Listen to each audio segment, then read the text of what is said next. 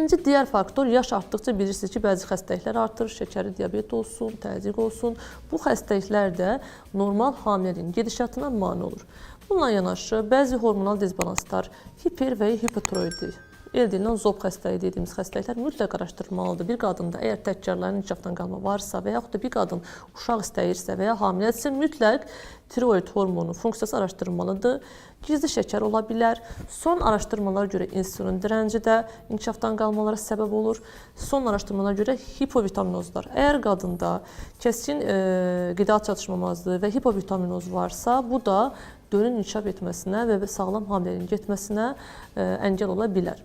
Yumurta faktoru. Bununla yanaşı, bilirsiniz, polikistoz dediyimiz bir xəstəlik var. Hansı ki, bu sonsuzluqda əslində danışılır, daha genişdir. Polikistoz da böyük bir mövzudur. Sadəcə xatırlatmaq istəyirəm ki, polikistoz olan xəstələrdə folikulların keyfiyyəti və yumurta hüceyrələrinin keyfiyyəti zəif olduğu üçün bu xəstələrdə də, polikistoz olan xəstələrdə də inkişafdan qalmaların sayı artır.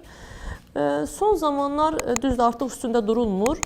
Mikrob faktoru, özəki ureoplazma, mikoplazma, düzdür, artıq bunlar erkən inkişafdan qalma deyil də, erkən doğuşa səbəb olur və yaxud da amnion suyunun erkən gəlməsinə səbəb olur deyirlər. Amma yenə də müəyyən qədər bu mikroblar da araşdırılmalıdır ki, hansı ki bunlar da az da olsa bəzi xəstələrdə inkişafdan qalması səbəb olur. Dediyimiz kimi mikrob faktoru və yaxud da dölə qüsur yaradan sitomegalovirus, toksoplazma, 16 həftədən sonra sifilis xəstəliyi, bunlar da müəyyən qədər inkişafdan qalması səbəb ola bilər. Bu da dediyimiz infeksiyon faktor.